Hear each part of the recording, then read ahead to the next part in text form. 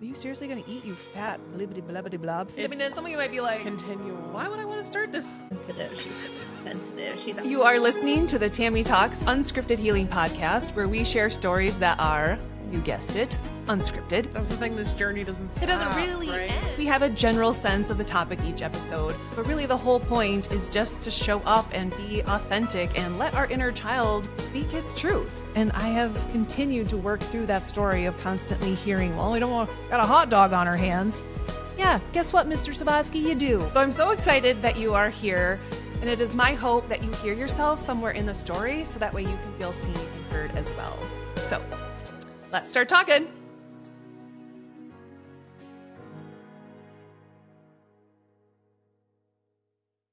Welcome to the Tammy Talks Unscripted Healing Podcast. I am coming to you today with another channeled message because this one would not leave me alone all week. And the way that everything played out, it felt like, okay, got it. Message received. I will sit down and hit record and talk about this. So I was actually supposed to have another guest for this Tuesday episode, and we are recording. We're actually recording later today, oddly enough. But by the time I would get to editing and everything, because kids don't have school and all this stuff, I'm like, I don't want to rush that episode. And so I'll be saving that one for next week. So I'm actually going to be ahead of the game, which is like, whoop, whoop. Anyway, and it all made sense because there were so many things that happened since I made that decision to sit down and record a solo episode to just basically confirm it, right? It's just receiving the confirmation that, yes, this is the message. Because I had every intention to sit down on Friday and record this episode, but had other plans for me apparently, in that a friend had called me early that morning. I just got out of the shower. I'm in my bathrobe. I'm getting ready to make a shake. And I have an 8 o'clock group coaching call. I was supposed to have coffee with someone who's also a regular listener. We are getting that coffee date. That is happening. Third time's a charm. And then I was supposed to have an individual coaching call that morning. But a friend called and was in a lot of pain, needed to go to the emergency room. And I was like, yeah, I'm there. I'll be there because I know this beautiful soul would do the exact same thing for me. And all of those things can wait. And so, just so everyone knows, she's okay. She just has a really bad ankle sprain, which I'm not sure. Maybe it would have been better if she broke it.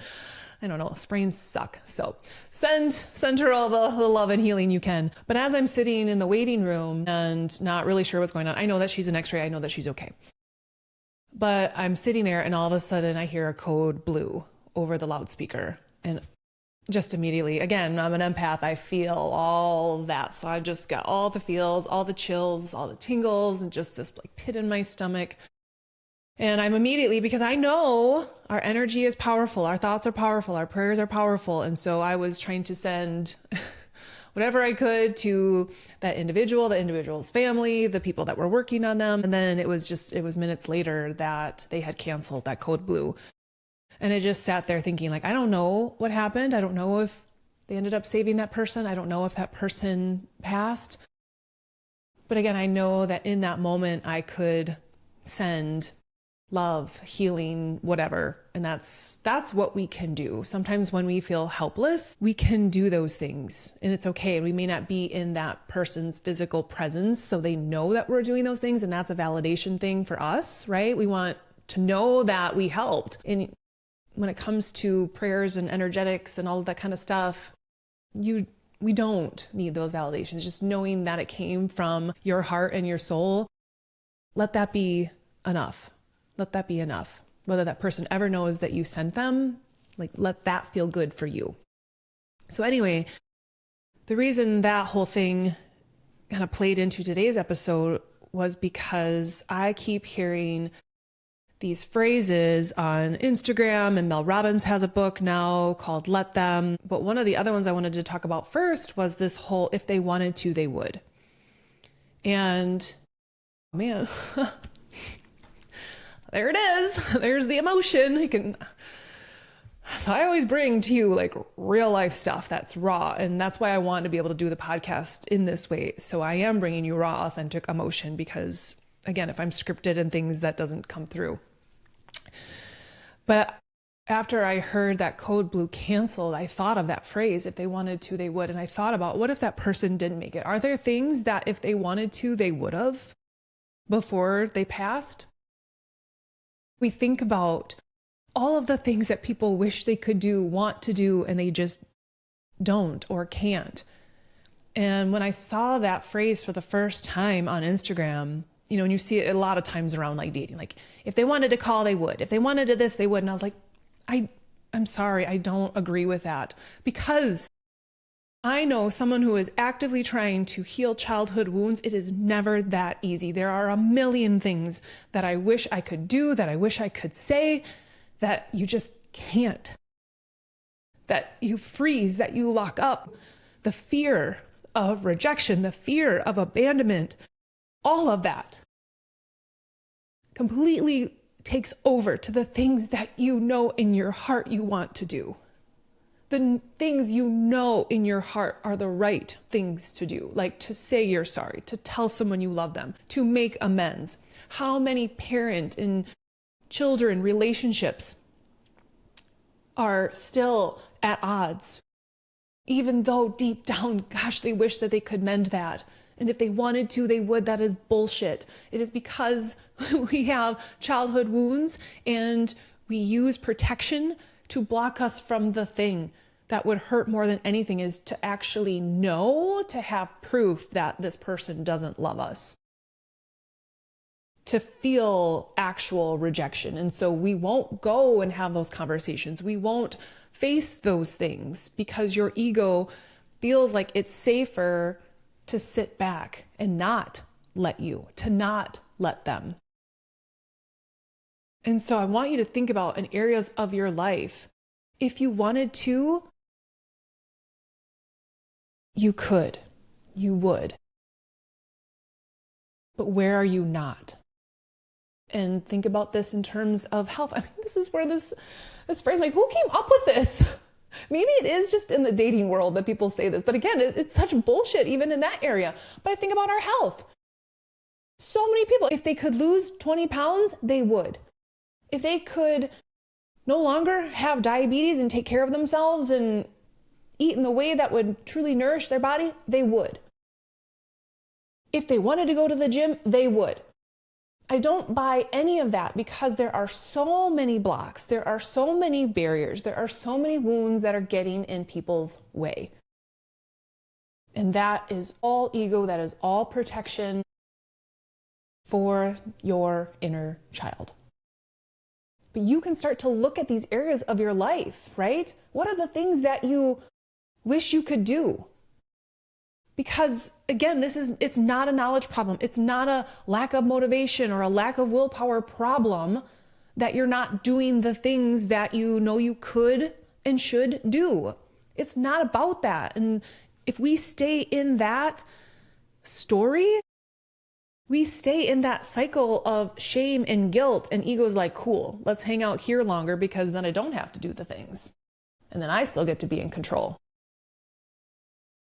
But when you start to look at that, like, you know what? Yeah, I really do want to do these things. What is blocking me from doing those things? Is it calling up someone and saying, you know what, I'm really sorry.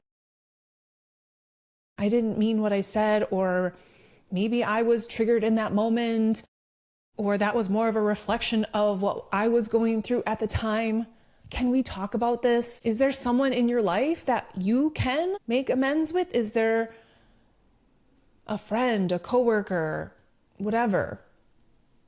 And start to look at that, like, and where in the areas of your life are you wishing that someone would do that for you?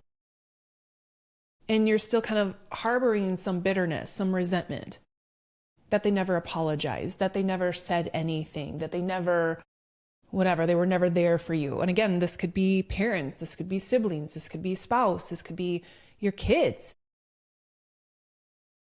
But when I thought about that, it's always a reflection back to me.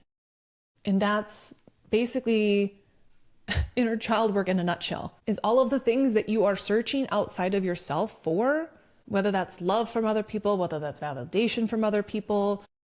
it is always a reflection back to what you need to give yourself. Because this whole, if they wanted to, they would, it almost feels like this sense of betrayal, right? We have these expectations that we want people to adhere to, and we can just brush it off. But the energy behind that, if they wanted to, they would. Do you feel your energy around that when you say that, when you hear me say that? It's not I've bless and release.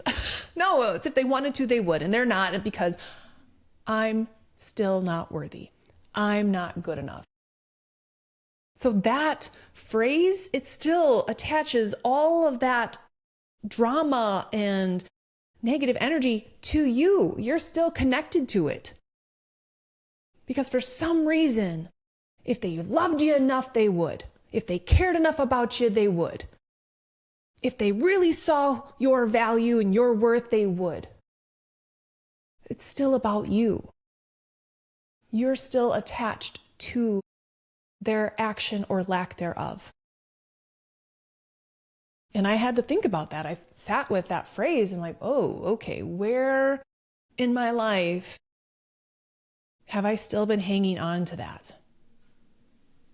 And I was actually quite happy and relieved to realize there aren't really many areas in my life like that anymore. There were a lot before, not even, I'm talking even just a few months ago, maybe even, I was still holding on to some of that, even around some career stuff, personal stuff. And that's when I started to hear more of this let them phrase. And I believe it's Mel Robbins has a whole book around it now. And there is a very different energy around that concept of let them.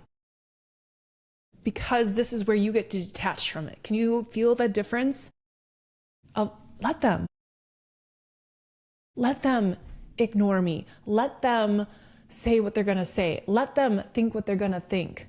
I know my truth. I know my worth. I know my value. Let them. Let them miss out on this opportunity to work with me. Let them miss out on this opportunity to experience all the love and joy I have to give. Let them. And if you're watching on YouTube, you can see like my hands, that was like a release, like let them. Whereas I feel like when I was saying if they wanted to, they would, I actually, pay attention to your body, because I just intuitively pulled my hands in, like I'm holding on to something, and that's exactly the energy around it. If they wanted to, they would, and I grabbed my hands and clasped them like I'm still holding on to that energy. Whereas when I say let them, my hands are out. And not that I'm pushing it away, it's me detaching from that. Yes, let them. Let them go heal. Let them do what they need to do. But I no longer need to attach my sense of self-worth, value, whatever, to the decisions that other people are making, because it's likely that they are also making them based on their childhood wounds. So when we think about different situations in your life, and you can say, let them. And it's kind of a like bless and release type thing, because I'm going to be over here doing my work. I'm going to be over here healing my childhood wounds. I'm going to be over here learning how to love me. So let them. Let them say what they're going to say. Let them do what they're going to do. I'm not holding on to that energy anymore, to where it impacts me, to where it slows me down, to where it makes me question my value and worth. And so look at the areas of your life there too. Where can you let them? Where are you holding on to anger, to resentment, to hurt, to pain, to feelings of betrayal? And pay attention to your energy around those scenarios, those situations, those people. Are you still in the like, well, if they wanted to, they would. If they wanted to pick up the phone and call, they would. You know, let them. I'm going to go about my day. If I hear from them, I hear from them. If I don't, I don't. And there's a lot of healing that has to go into being in that place. Because we can say, yeah, let them. But if you're still hanging on, still hoping, you're still attached to that. And I believe it was Stop Giving Your Power Away episode or something like that. I'll link it in the show notes below, but it was very much about that and how we have these energetic cords to people and how we are so often giving away our power. And that's where I resonated a little bit more with the whole let them, because in that you can just say that and that kind of feels like cutting the cord. Like, let them. I'm gonna do me. I'm going to still love on me. I know my value. I know my self-worth. But you have to see how both of those things can be rooted in childhood wounds and conditioning, and the whole, if they wanted to, they would, very much comes from feeling let down in your childhood somewhere. Where in life were you let down? You know, is it when a caregiver made promises that they couldn't keep? Right? If they wanted to show up for my basketball game, they would. If they wanted to be there to pick me up when it was their time to see me, they would have. Are you still holding on to some of that? And if you are, honor that. And then love that part of you that is still craving that kind of connection, that has been missing that for so long. Because that's real. And that's where, again, even as a parent myself now, I have to think about that. Like, even this morning, I could have slept all morning. And Arlo was ready for breakfast. And maybe this has nothing to do with anything, it just popped up. Kind of had to think about that. I could just, how long would he notice if I just lay here a little bit longer that I haven't gotten him breakfast? And I was like, no, get up and get him breakfast, because he is worthy of your time and energy. Because he could have same thing, like, if she wanted to make me breakfast, she would, but apparently she'd rather stay in bed. And I'm not about to let his little ego take that little moment where I was feeling super tired and turn it into a story about how he's not worthy of my time and attention and energy. Like, nope, get your ass up, Tammy. You go get him some breakfast. And I do feed my children. It was just, but there was this moment of like, oh, I just want to lay here a little bit longer. I'm like, no, I'm not even going to risk that little opportunity, because I could already see a little bit later, fast forward in the morning, we were going to hang up Arlo's banana picture. And so again, if you follow me on social media, I think I only posted it on Facebook, a story about Arlo's framed banana. It's such a joyful banana and I love it so much. It's actually, if you're watching on YouTube, it's right there. If you zoom in, you got a spot on the shelf, because if you go on this side, I'm sorry for those of you that are listening, you're like, Tammy, what? I have a clock. This is so hard to do this backwards, but I have a little clock on the wall, and I thought maybe we could hang the banana there. But that's all Aria's artwork. And I took the clock down. I put the banana there to see if the banana would fit there. And we got Aria's opinion. And she had just gotten up, so probably not the greatest time to ask her that. But just her energy was like, ugh, no.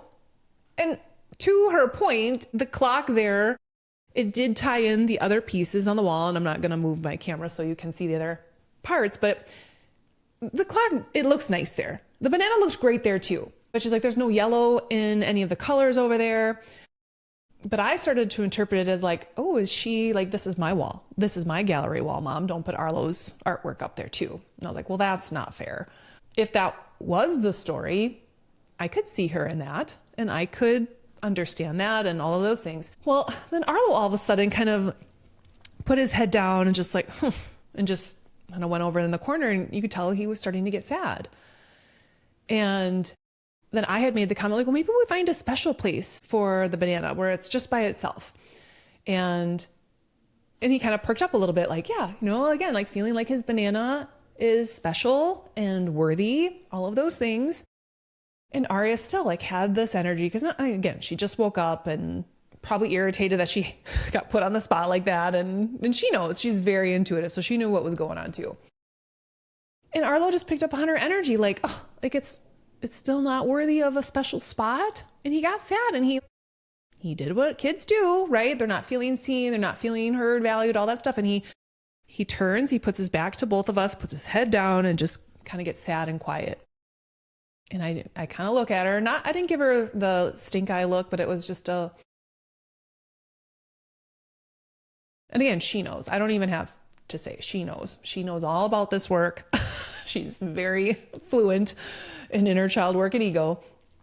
And then she went in her bedroom to eat breakfast, and I talked to Arlo, and we found this special place. I'm like, I really do feel like your banana needs to be kind of front and center. This banana brings so much joy. It has the best smile, and it just looks like it's dancing, and I feel like it needs its special spot. And he perked up again and was just like, yeah. And I'm like, do you like it here? Should we move this here? And he was all about it. So he directed me exactly where he wanted it. So that's where, on this side, that's where the banana sits. And then I went in and talked to Aria about it. And again, this is one of those things where if she wanted to, she would, right? She would have maybe said sorry to Arlo. She would have, no. Her ego now feels bad because she knows that she made her brother feel bad. And this, again, this stuff is so subtle. You can hear the story and you're like, Tammy, the story is nothing. No, it is. It's little moments like this that become big moments, especially between siblings, when a younger sibling doesn't feel like they are seen or heard by an older sibling. Like, this is real stuff. This is just very subtle things that I catch. And I'm like, oh, no, no, no, no. I'm not letting this one little thing turn into a bigger thing, because Arlo really values Aria's opinion. He really values what she says, what she thinks, and he just wants to be seen. He just wants his older sister to love him. And he even said that last week, because they share a room. It's basically Aria's. They have a bunk bed. He's never sleeps in there. And last week he wanted to, and she got very territorial, because she's got her routine too, which I understand. Like, someone messes with my morning routine and I'm like, I get a little agitated. So I could see that in her. So that was a whole other talk. I'm not going to go into that. But Arlo said that night, he's like, I just want to be by you.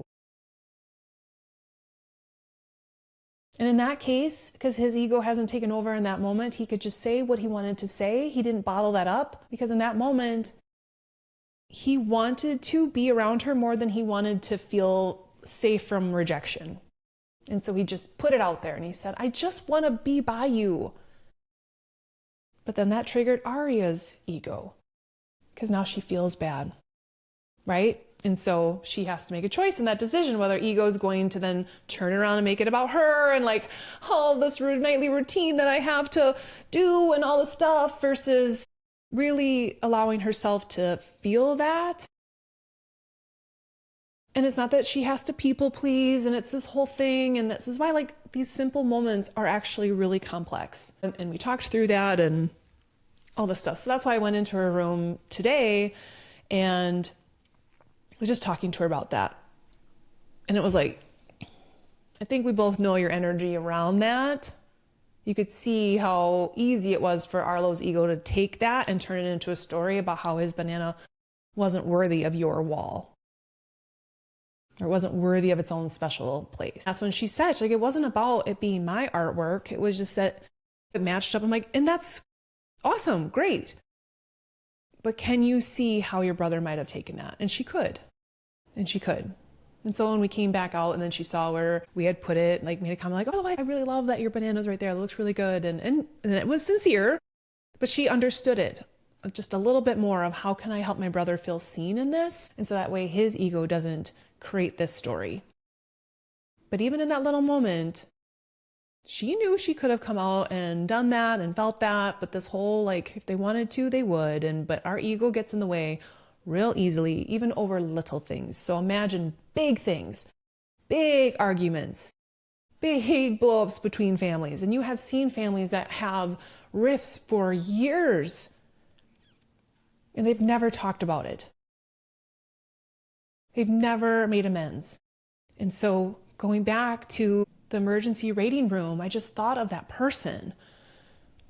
Like, I hope that if this person passed, that they weren't leaving with regrets. Like, oh, I wish I would have told them I loved them. I wish I would have told them how much that moment meant to me. I wish I would have spent more time with my kids, with my friends, been more intentional, done that thing that I was so passionate about, got back into that hobby. Then you look at it like, well, if they wanted to, they would. No.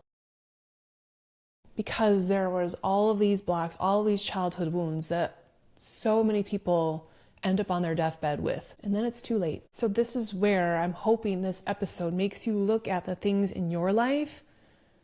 Like, if that were me and there was a code blue on me and I was one of those fortunate ones that God said, they're not done yet. They got more work to do down there. They got more apologies to make, more amends to make.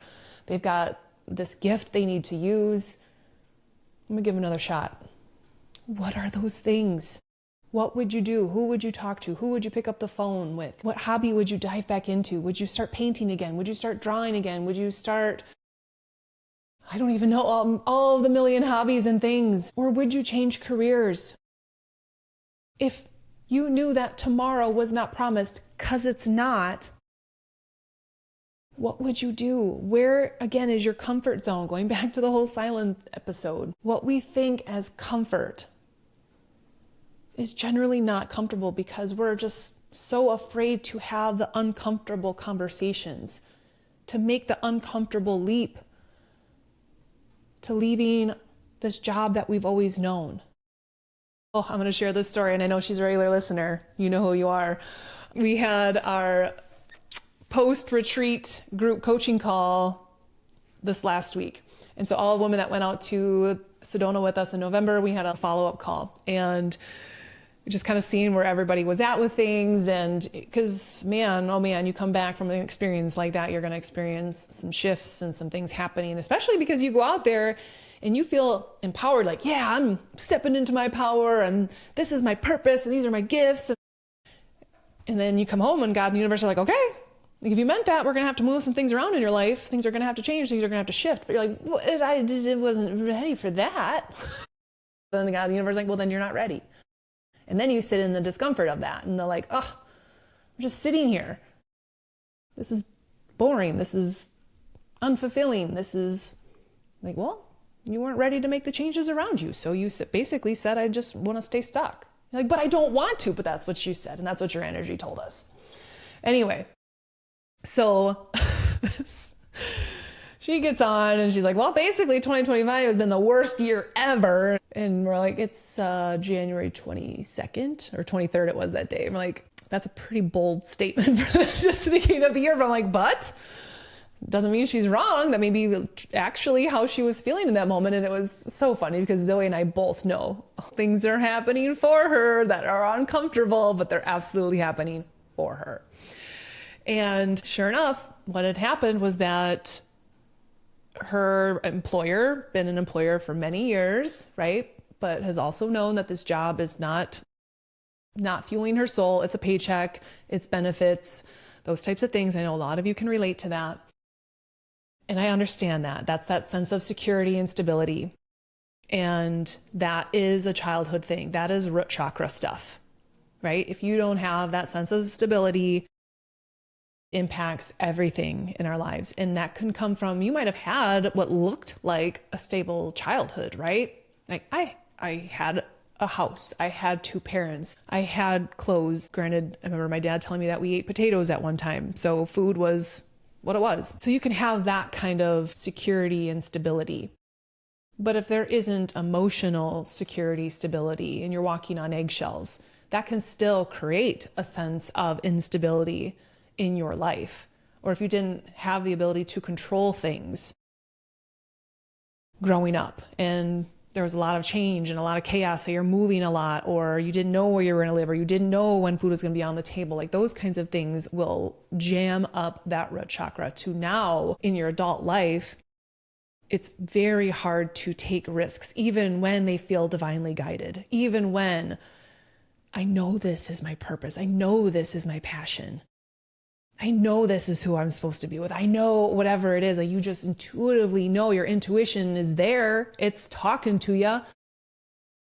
But your ego is so protective. That root chakra is so blocked because of these things in our childhood that made us not feel secure, not feel safe in whatever environment was, physically, emotionally, whatever. And so it can be really hard to take those leaps, even though you know it in your heart and your soul and your entire being. So this is where The universe is like, all right, well, if you're not going to make the move, I guess we will. I guess we will have to intervene. And I believe Amanda and I talked about this on her episode, The Try for Schools, in that the tower moments, right? Is no doubt this woman has known for years that this job is just a job and it is not anything along the lines that is fueling her soul, allowing her to use her gifts, because she is such a gifted woman. Did you hear that? You are such a gifted woman. I know she's listening. So. Oh, you got to shout out, Jess. I'm saying your name. But anyway, so now her job comes to her and says like, hey, it's likely that we're doing some stuff in the company. A lot of things are getting outsourced. And there's a lot of that happening now with AI and all this stuff. Like nothing is guaranteed. So while we feel like these jobs that are run by other people feel safe and secure, are they? With the way that things are changing in our world every single day? Are you not going to get replaced by AI, by some robot, by whatever? So think about that. Would it actually feel more secure to be calling your own shots? Trust me. That is a whole different level of, oh man, being an entrepreneur, again, is like the most empowering and the scariest fucking thing you'll ever do. And there is constant fear, constant worry, constant all of these things. And just because my old job felt like I had more security and stability and all of those things, if I lose that, that's it. Whereas an entrepreneur, I have other buckets and other things that I can do. And so you, in a way, you have more control, even though it feels like you have no control. That's the weirdest mind fuck ever. But anyway, so now they're basically saying, it's probably a good idea if you start looking for something. Oh, Zoe and I just lit up like Christmas trees. We're like, oh, interesting. Again, trying to also acknowledge that there's a lot of emotions coming up in that situation, right? And so we don't want to dismiss that there's fear and there's worry and there's a loss of a job and a structure and routine. There's a lot of grief, sadness, and all these other emotions that she absolutely still needs to feel. So I'm not dismissing that. But we also know, and she knows, that this is absolutely happening for her. This is how God and the universe conspire. Like, we don't need you here anymore. Your time is done. We need you over here. And if we had to outsource your job in order to get your attention so you would leave, this is what we had to do.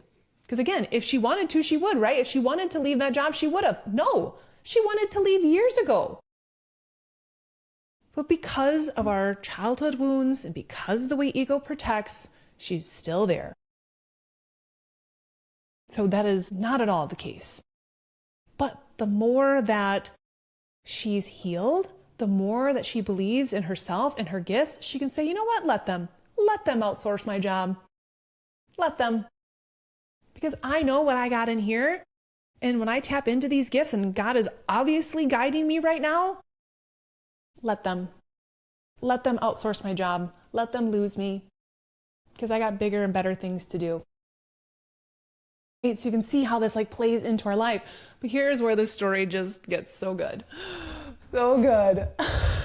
In that, again, sometimes we need signs. Sometimes we need them right in our face. Like Arlo said, we did a little mock podcast probably this last summer. And he wants to do it. And I so want him to be on here, guys, because this kid, he's something special. So stay tuned for an Arlo episode here soon. But in the little mock because we were testing mics and stuff. And so he sat down with me and he was talking about ego. And sometimes you need to punch it in the face. And I was like, don't do that. But really, sometimes we need to slap ourselves across the face and snap out of it. Sometimes you need that in your face. God's like, yo, wake up. So anyway. So she's talking about how just, most days are pretty mundane. It's kind of the everyday thing. You go to work, you run autopilot, taking your kids to practice and doing all these things. And I had made this comment about, how can we make the ordinary extraordinary? And this is just intention. Because before that call even, I was mixing up my pre-workout stuff for that night. And normally I just shake it up and I put it in the fridge and I wasn't even thinking about this. I just, for some reason, in the sauna, actually, we've been having some jam out sessions. Someone brings in their phone and we're listening to like all these 80s musics and everyone is singing and it's so great. It's the best way to start the day. And one of the songs that came on was Indigo Girls. And I used to listen to that song with my sister Tanya all the time. And I was like, oh, I forgot how much I love this song. And so I just turned that on. And so pretty soon I'm dancing in the kitchen. And of course I record it for all of you because I'm like, oh my gosh, I just made the ordinary of mixing these things up every single night extraordinary because I had such a great time. And so again, now I'm going into this call, that's already on my mind. So I mentioned that sometimes we miss the extraordinary things around us, or that we can make things extraordinary with a little intention. And then she goes, oh, it's funny you say that, because she was walking the dog and it was at night and sees something coming down from the sky. And I was like, is it a bird? Is it a plane? Is it a bat? That's basically what she was saying, what she thought.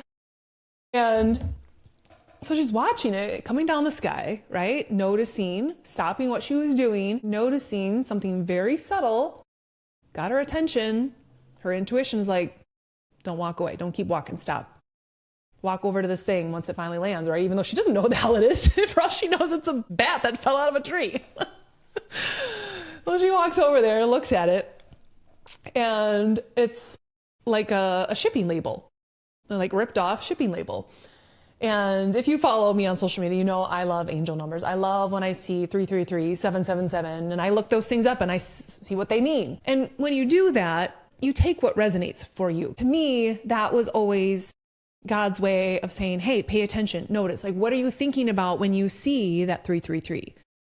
And so I'll pay attention to what I'm thinking about or what I'm feeling in those moments. And for me, it's kind of a little wink, like, okay, just keep going. You're on the right track. Those types of things. It gets my attention sometimes when I'm not maybe being super aware or present. So anyway, so she notices right away there's 777 on there. In all the numbers, there's a 777. So that like, oh, perks her up. And then, I'm not even kidding you, on one of the sides, it almost looked like it was partially ripped off, but it said, the plans are coming. I'm just like, I love this stuff so much. So much. The plans are coming. Like sometimes we just literally need to see it. It needs to fall from the sky. God's like, yo, I'm dropping you this note. Pay attention. The plans are coming. So don't worry about this other job. Don't go looking for internal jobs. The plans are coming. Hold tight. Trust. Believe. I just sent you a message from heaven. Maybe thinking like, oh, I don't have things falling from the sky to tell me. Do you? Are you paying attention? Are you aware? Are you noticing the signs and the synchronicities and the conversations and the people that come in and out of your lives? Have God and the universe been trying to get your attention for days, for months, for years? And you've just been on autopilot? So I want this episode, I want you to think like, where in my life am I doing that? And what are the things if I really allowed myself to do the thing? Because again, it's not always that you just would. There's a reason. You always wanted to dance. There's a reason. Well, if you wanted to dance, you would. No, because you're going to get triggered about when you were in 4th grade and someone made fun of you and told you that you were a terrible dancer, or you went to a school dance and you went up to some cute girl or cute boy and asked them to dance and they totally rejected you. And now you're going to go to an adult dance class where you're going to feel that all over again? No, that's why you're not going to dance. So if you don't do this work, you're blocking yourself, because the whole if you wanted to, they would is no. But if you allowed your desire to be more than your fear, then yes, you could, but that takes work. That takes healing, right? Because then you can go into the class. If they're going to make fun of me, let them. If they're going to judge me for showing up and putting myself in an uncomfortable situation, let them. Right? You see how they play in with each other? And you can get to the place where you can say, let them, because you're just doing you. Because you love you enough, you value you enough. You are so secure in who you are. Let them. Let them. And so I'm hoping that you can start to see where this plays out in different aspects of your life, because maybe it's you.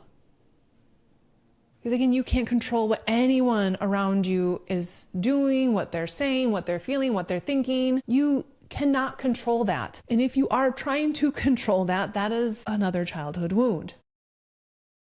And I know, because I very much would always try to control how people perceived me, everyone's mood, everyone's energy. I wanted to try to control that because that allowed me to then feel safe. But that turned me into a massive people pleaser who constantly abandoned herself. And that ain't flying anymore. So let them. I'm sure people have 1,000 different narratives of what's going on in my life right now. Let them. I know my truth. I know my value now. I know my worth now. I know my story now. Let them. And I can't tell you how much peace that gives me, how much that frees up my energy to then pour into myself, to pour into the people who do see me, who do hear me, who do know my truth, who want to know my truth. I can pour into those people. But more importantly, I can look at those things in myself. And going back to the one thing I had mentioned, betrayal here earlier, and this was something that came up recently on a coaching call. And I let some anger and some rage out that had been pent up there a little bit. But again, I needed to release that. That was like the first layer of betrayal, right? Of people who said they were going to do things and then never did, never showed up. Made all these promises and then just bolted. Or whatever the case may be. You can think of a million ways, a million scenarios where it felt like someone betrayed you, betrayed your trust, right? You told them, please don't tell anyone this. Sure enough, they did. And again, that's absolutely triggering a childhood wound. How many times did that happen growing up? So when we think about areas in our life where we felt betrayal, and again, it could be something as simple, something small can turn into something really big. And this person said they were going to do something and didn't. So again, I remember a time, I don't know if I shared this on the podcast, when Ari and I got our bus pickup times off. I thought she was going to ride the bus. She thought I was picking her up. And knowing that I wasn't there to pick her up, it felt like, like this betrayal thing, like she thought I was going to do something and I didn't do it, and like a whole abandonment thing. And that's not the case. But I'm just saying there's a lot of different areas where that can happen. But then again, the whole goal of all of this is like, where am I betraying myself? Because again, the first level of it is to notice in other areas of your life where it's happening. But if you just stay there, you're still giving all of your power away to all of those people, all of those situations. Your energy stays there. Your focus stays there.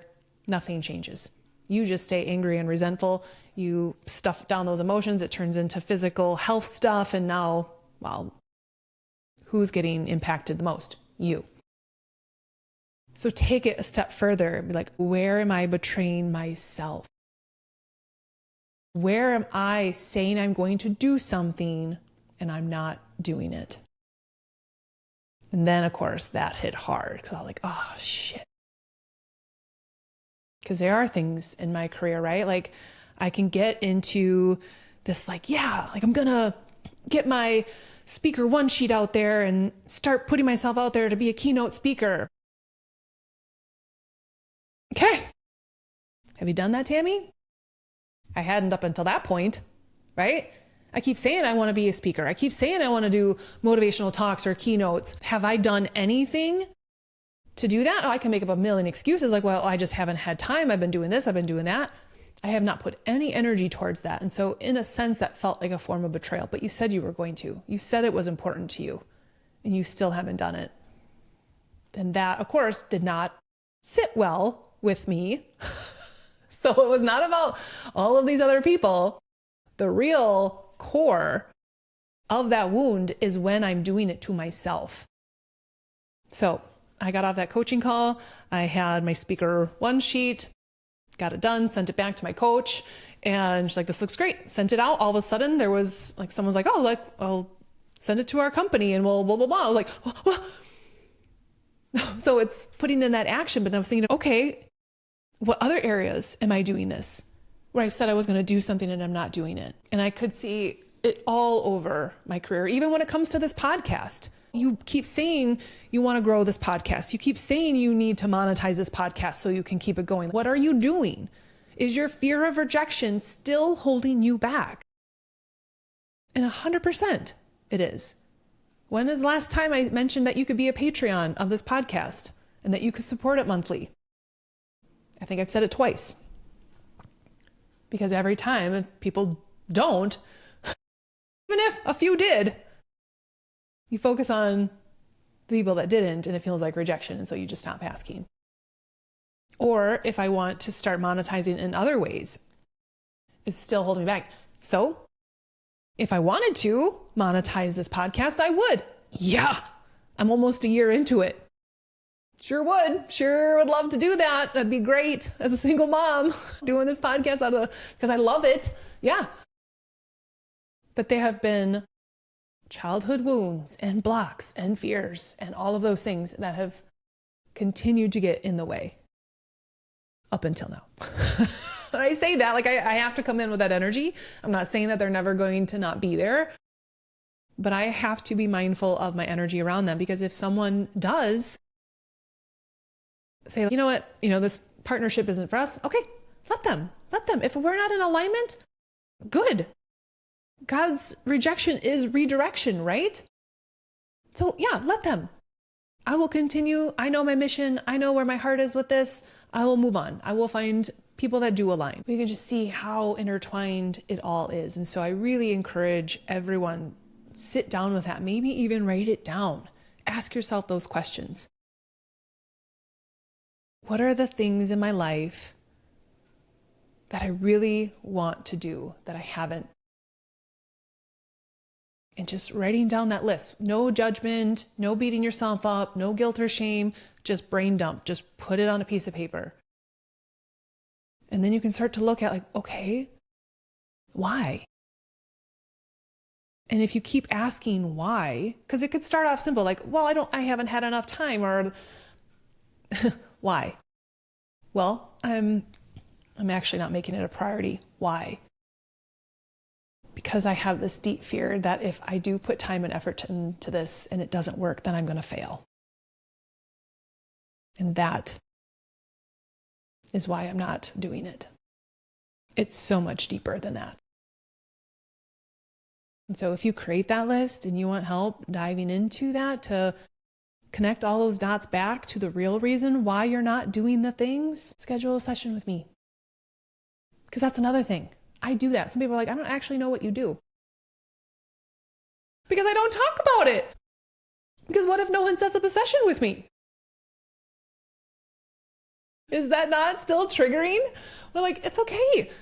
Let them go find a therapist that they connect with. Let them go find, that's okay, that's great. But if there's something about me and my energy and my message that resonates with you, I would love to comb through my story with her, because something about it just feels like I think like she would get it. She would see me. She would hear me. Then do that. Then schedule that. But I'm no longer going to be attached to whether or not people do or not. But I can let you know that I 100% do one-on-one coaching, and I love it. I absolutely love being able to sit with someone in their story, feel the feels with you, and to help you connect those dots. And so yes, I do coach. I do one-on-one coaching in addition, with a million other things, but that is something that always fills my cup and always brings me joy to be able to help you connect those dots and shift your energy around that, so you start to feel empowered. You start to notice those signs, because oftentimes you may not realize it. And that's where I get to be in one of my gifts, is helping you see that and being that mirror for you and helping connect those dots, or what your inner child is trying to tell you. That's when I operate in my gifts the most, is when I can help pull out yours. So anyway, that was a whole thing. And actually, oh my gosh, I've got to wrap this up because it's just coming up on an hour. I just thought of something that I was going to share during this episode. And it was supposed to be a bigger aspect of it, but that's what happens when you channel a message without any notes or outlines. You're like, oh yeah, I was going to talk about that. But really, I do feel like that topic could be its own episode. So I'm not going to try to cram it into the next 5 minutes here, because it's a really, really, really, really important one. And again, it showed up this weekend at a dance competition. kind of ties into this theme, but it's really about how we need to take ownership of ourselves versus expecting other people around us to change. So I will get to that episode coming up here. But anyway, I'm going to let you guys go for today. And please, please, please sit with both of those messages. Where in your life are you hoping that someone or something, gosh, if they wanted to, they would. Writing that down. But even about yourself, if you wanted to, what would you be doing that you're not? Write all of it down. And then you might even have another column for, okay, let them do this, let them whatever. So you can start to release that. And if that might even come back to your personal list of where in your wounds, with your ego, with whatever, do you need to be able to let that go and be like, you know what? Detach from that as well. And look at that, because that is going to get you to the thing that you want a lot quicker than focusing on other people or other circumstances outside of yourself. What is blocking you? What is holding you back from doing the thing that if you wanted to, you would? And when you do that, start to see the shift in your own energy and the things that you create space for now that you're not harboring all of your energy around other people and what they're doing or not doing, is that you get to just focus on the choices and decisions that you are making, but taking responsibility for the areas in your life where you're blocking yourself. Where does your inner child need you to let go, to show up, to not betray yourself, to show up for them? And you can ask those questions. Your inner child will give you the answers to that. And that's a very powerful thing. And that's why today, before this episode, I knew I needed to sit down and record this. And I just looked in the mirror. I'm like, what do you need right now? Because I was kind of feeling ungrounded. And I'm like, I don't know if I need to turn on some music. I don't know. I felt like you just need to hit record is what you need to do, girl. And I was like, no, I need to do something. I was like, hey, actually, Trisha, if you're listening, she had sent me a picture. She's so great at like getting outside and noticing all the things around her. And she sent me a picture this morning of her outside. And she's like, I'm starting my day like this. And then we're ending with a group healing session tonight. So like, oh, yay. And I was like, thank you for that. So that kind of inspired me, like, nope, I want to get outside. So got in my car and I drove, to the little park nearby, and I just had the best time. I sat in this really cool tree that's got this giant hole in it all the way up, and danced out in the woods by myself, had some music on. And then I saw this tree. There was a shadow on the tree, and it kind of looked like when you do that half heart with your hand. Actually, if you watch the episode with Ari and I, she called me a millennial for the way I made this heart. But I saw that, I was like, oh my gosh, it looks like one side of the hand. And so then I put my other hand up there, and it was just like those little things, those little moments is how you make the ordinary extraordinary. As I took just a simple walk in the woods and found a way to make it really special, and a Sunday morning that I'm going to remember, and what helped fuel this podcast and what helped me connect to God and the universe and the message they wanted me to send today is just by doing those little things. So ask your inner child what he or she needs from you. And if anything in this episode resonated with you, got the wheels turning, I would always love, I don't need the outside validation, but knowing that something resonated is awesome. So please don't forget to like this episode, to subscribe to YouTube if you haven't, to rate it on Spotify or Apple Podcasts, whatever. I know the platforms, sure. Any of those things help, and it just lets me know that these messages are what you also need to hear in the moment that you need to hear it. And if something resonated and got you thinking, let me know that, because I would love to keep that conversation going. So anyway, until next week, we've got a fantastic episode, and this girl that is going to be your guest has got so much energy and just so much to share. So stay tuned for next week, and we will see you all then. Bye.